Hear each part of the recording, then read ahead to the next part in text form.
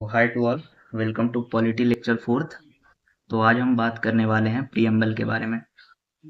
तो last lecture में हम लोग कवर कर चुके थे मेकिंग ऑफ इंडियन कॉन्स्टिट्यूशन को, और अब बात करते हैं कि प्रीएम्बल होता क्या है। तो प्रीएम्बल, जिसको कि हम लोग प्रस्तावना कहते हैं, वो कॉन्स्टिट्यूशन का एक प्रीफेस है।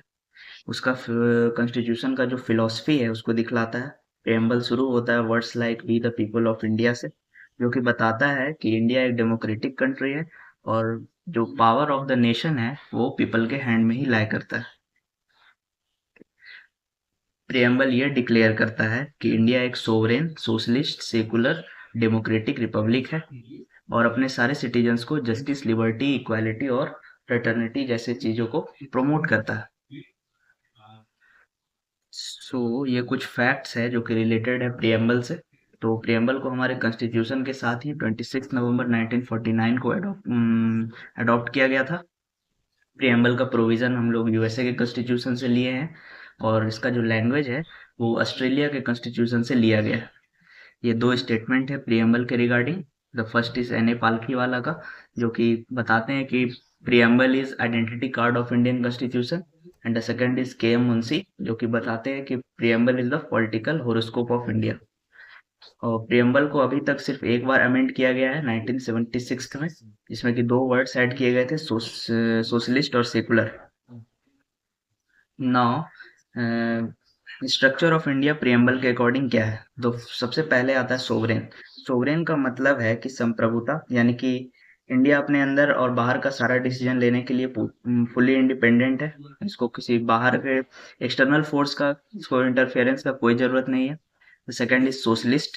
सोशलिस्ट का मतलब है कि भारत का एम है कि सामाजिक और आर्थिक समानता, ताकि अमीर गरीब के बीच में जो भी मतलब गैप है उसको फिल किया जा सके। The third is secular. तो भारत एक धर्मनिरपेक्ष राष्ट्र है। मतलब हमारे कंट्री का कोई पार्टिकुलर रिलीजन नहीं है, और किसी भी रिलीजन के प्रति इसका कोई इंक्लिनेशन नहीं है। मतलब कि स्टेट सारे रिलीजन को इक्वली ट्रीट करता है। उसके बाद है डेमोक्रेटिक। तो डेमोक्रेटिक का मतलब है लोकतांत्रिक देश। भारत के लोग अपने लीडर्स को खुद चुनते हैं, और इंडिया में हेड ऑफ द स्टेट होता है, जो कि कोई किंग और क्वीन है। तो हमारे यहाँ प्रेसिडेंट को इलेक्ट किया जाता है। और सबसे लास्ट में है रिपब्लिक। मतलब रिपब्लिक का मतलब है कि जो हेड ऑफ स्टेट है वो इलेक्टेड है, हेरिडेटरी नहीं है। तो अब समझते हैं हमारे संविधान का उद्देश्य क्या है प्रियम्बल के अकॉर्डिंग। तो सबसे पहला ऑब्जेक्टिव है जस्टिस। तो जस्टिस हम लोग को तीन प्रकार का मिलता है, सोशल, इकोनॉमिकल और पॉलिटिकल, ताकि सब लोग को इक्वल अपॉर्चुनिटी मिल सके। उसके बाद है लिबर्टी। तो ये पांच प्रकार का मिलता है, liberty of thought, expression, belief और वर्शिप। एक उसके बाद equality, equality of status and opportunity. Fraternity मतलब भाईचारा, और जो इंडिविजुअल का राइट है उसको प्रोटेक्ट करना। तो अब इस ये सब ऑब्जेक्टिव को हम लोग डिटेल में समझते हैं। तो सबसे पहले जस्टिस, जो कि रशियन रिवॉल्यूशन से लिया गया है। तो जस्टिस के तीन फॉर्म है। सबसे पहला आता है सोशल। तो ये जस्टिस का मतलब है कि समाज में सब लोगों को इक्वल ट्रीटमेंट और इक्वल अपॉर्चुनिटी मिलना, चाहे उनका कास्ट, रिलीजन, जेंडर या बैकग्राउंड कुछ भी हो। इसका मेन एम है डिस्क्रिमिनेशन को खत्म करना और एक फेयर सोसाइटी बनाना, जहां हर इंसान अपना डिग्निटी के साथ जी सके। Second is economical justice. तो इकोनॉमिक जस्टिस का मतलब होता है कि देश में वेल्थ और रिसोर्स जो भी है उसको प्रॉपर डिस्ट्रीब्यूट किया जा सके, ताकि जो रिच और पुअर है उसके बीच का जो गैप है उसको फिल किया जा सके। Third is political justice. इसका मतलब है कि सिटीजन को इक्वल पॉलिटिकल राइट्स मिलना, मतलब सबको वोट देने का राइट, इलेक्शन लड़ने का राइट, सरकार सरकार में हिस्सेदारी का राइट, ये सब प्रोवाइड किया जाता है। इसके बाद आता है लिबर्टी। तो लिबर्टी का जो आइडियल्स है उसको फ्रेंच रिवॉल्यूशन से लिया गया है। लिबर्टी का मतलब है कि हर सिटीजन को फ्रीडम मिलना, अपना विचार, अभी एक्सप्रेशन, बिलीफ, ये सब, वर्शिप, ये सब का फ्रीडम। मतलब हर इंसान अपने सोच और अपने रिलीजन्स को फ्रीली फॉलो कर सकता है, जब तक उससे दूसरों का राइट वायलेट न हो। उसके बाद इक्वालिटी। तो इक्वालिटी का मतलब है समानता, और प्रियम्बल कहता है कि इक्वालिटी का मतलब है सिटीजन्स के लिए समान स्टेटस और समान अपॉर्चुनिटी। मतलब कास्ट, रिलीजन, जेंडर, रेस, ये बर्थ, ये सब के बेसिस पर कोई भी भेदभाव नहीं किया जाएगा। हर इंसान को अपना टैलेंट और हार्डवर्क के बेसिस पर प्रोग्रेस करने का इक्वल चांस मिलेगा। उसके बाद इक्वालिटी का 3 डायमेंशन है। सबसे पहला है सिविक, जो कि आर्टिकल 14 से लेके 18 तक है। दूसरा है पॉलिटिकल, जो कि यूनिवर्सल एडल्ट फ्रेंचाइज को बताता है। उसके बाद है इकोनॉमिक, इकोनॉमिक का मतलब है article 39, equal distribution of wealth को बताता है। नाउ फ्रेटर्निटी, तो फ्रेटर्निटी का मतलब है भाईचारा और एकता। प्रेम्बल कहता है कि इंडिया में लोग एक दूसरे के साथ डिग्निटी के साथ जिए और देश का जो यूनिटी और इंटीग्रिटी है उसको स्ट्रांग बनाए। फ्रेटर्निटी इंश्योर करता है कि अलग अलग कास्ट, रिलीजन, लैंग्वेज और रीजन के बेसिस पर लोगों के साथ कोई भी डिस्क्रिमिनेशन नहीं है और सबको मिलजुल के रहे।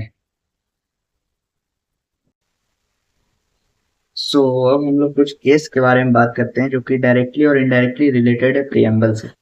The first is Berubari union case 1960। Berubari case तब आया था जब इंडिया और पाकिस्तान के बीच बॉर्डर डिस्प्यूट हुआ था वेस्ट बंगाल के एक एरिया बेरुबारी यूनियन को लेकर। क्वेश्चन ये था कि क्या पार्लियामेंट सिर्फ आर्टिकल 3 जो कि बताता है बाउंड्रीज को चेंज करने का प्रोविजन के थ्रू देश का जो टेरिटरी है उसको बाहर किसी दूसरे कंट्री को प्रोवाइड कर सकता है। तो सुप्रीम कोर्ट ने यह जजमेंट दिया कि नहीं, टेरिटरी को फॉरेन कंट्री को देना सिर्फ आर्टिकल 3 से पॉसिबल नहीं है। उसके लिए कॉन्स्टिट्यूशन को अमेंड करना पड़ेगा, क्योंकि आर्टिकल 368 में मेंशन किया गया है। तो इसी वजह से 9th अमेंडमेंट आया था 1960 में, जो कि जिसके वजह से फिर बेरुबारी का कुछ हिस्सा बांग्लादेश को प्रोवाइड किया गया। The second is Kesavananda Bharati case 1973। ये बहुत ज्यादा फेमस है।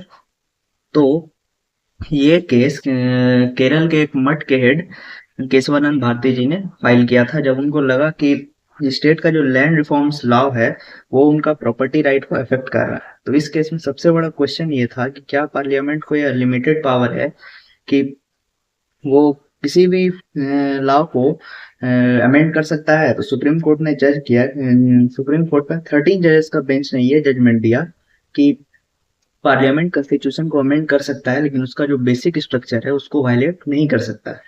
And the third is LIC of India case 1995। तो इसमें क्या हुआ कि इस केस में सवाल ये था कि क्या प्रियम्बल कॉन्स्टिट्यूशन का हिस्सा है और उसके अगेंस्ट कोई भी लॉ स्ट्राइक डाउन किया जा सकता है। तो सुप्रीम कोर्ट ने यह जजमेंट दिया था कि प्रियम्बल कॉन्स्टिट्यूशन का इंटीग्रल पार्ट है, लेकिन प्रियम्बल अपने आप में किसी फंडामेंटल राइट को इन्फोर्स नहीं करता। और अगर किसी लॉ का इंटरप्रिटेशन अगर डाउटफुल होता है तो उसके लिए हम लोग प्रियम्बल का सहारा ले सकते हैं। अब है प्रियम्बल का सिग्निफिकेंस, तो ये सब लिखा हुआ ये बता भी चुके हैं। अब आता है टाइप्स ऑफ डेमोक्रेसी। तो डेमोक्रेसी दो टाइप का होता है। पहला डायरेक्ट। तो डायरेक्ट का मतलब है कि एक ऐसा सिस्टम जिसमें सिटीजन बिना इलेक्टेड रिप्रेजेंटेटिव के डायरेक्टली डिसीजन मेकिंग में पार्टिसिपेट करते हैं। लोग मतलब कि खुद वोट करके लॉज या पॉलिसी डिसाइड करते हैं। इसका कुछ टूल्स है जैसे कि रेफरेंडम। रेफरेंडम का मतलब है कि कोई भी इंपॉर्टेंट लॉ या डिसीजन डायरेक्टली लोगों के वोट से डिसाइड होता है। मतलब पार्लियामेंट या रिप्रेजेंटेटिव डिसाइड नहीं करता, बल्कि पूरा देश का सिटीजन यस या नो में वोट करके फाइनल डिसीजन को देते हैं। उसके बाद आता है रिकॉल। तो रिकॉल का है कि इसमें वोटर्स अपने इलेक्टेड रिप्रेजेंटेटिव को उनके टर्म्स खत्म होने से पहले ही हटा सकते हैं, अगर वो अपने ड्यूटीज ठीक से नहीं कर रहा हो तब। उसके बाद थर्ड आता है इनिशिएटिव। तो इनिशिएटिव एक ऐसा प्रोसेस है जिसमें सिटीजन खुद प्रपोजल या लॉ बनाने का सजेशन देता है और फिर उसको पब्लिक वोट या लेजिस्लेचर का सामने रखता है। मतलब लोग सिर्फ लॉ अप्रूव या रिजेक्ट नहीं करते, बल्कि नए लॉ प्रपोज करने का पावर भी रखते हैं। और फोर्थ है प्लेसबिसाइड। प्लेसबिसाइड क्या होता है? तो प्लेसबिसाइड एक डायरेक्ट वोट होता है जिसमें सिटीजन किसी एक स्पेसिफिक पॉलिटिकल इशू पर अपना डिसीजन देते हैं, जैसे कि टेरिटोरियल डिस्प्यूट या फिर सोवरेंटी का मैटर या कुछ भी ऐसा। तो इसका यूज मेनली होता है डिसाइड करने के लिए कि लोग किसी कंट्री या स्टेट के साथ रहना चाहते हैं या नहीं। इसका एक प्रोविजन बन रहा था जम्मू एंड कश्मीर में, पर ऐसा हुआ नहीं था। दूसरा है इनडायरेक्ट डेमोक्रेसी। तो जिसमें लोग रिप्रेजेंटेटिव को उनके बिहाफ पर लॉ बनाने के लिए अपॉइंट करते हैं, जैसे कि हमारे यहाँ है। इसका भी दो टाइप है, पार्लियामेंट्री और प्रेसिडेंशियल। उसके बाद आता है सबसे इम्पोर्टेंट टॉपिक जो कि है सोर्सेज ऑफ इंडियन कॉन्स्टिट्यूशन। तो हम लोग का जो कॉन्स्टिट्यूशन है उसको बोरोड कॉन्स्टिट्यूशन भी बोलते हैं कभी कभी, क्योंकि इसमें दुनिया का जितना भी कंट्रीज है उसका जो भी अच्छा प्रोविजन है वहां से इंस्पायर लिया गया।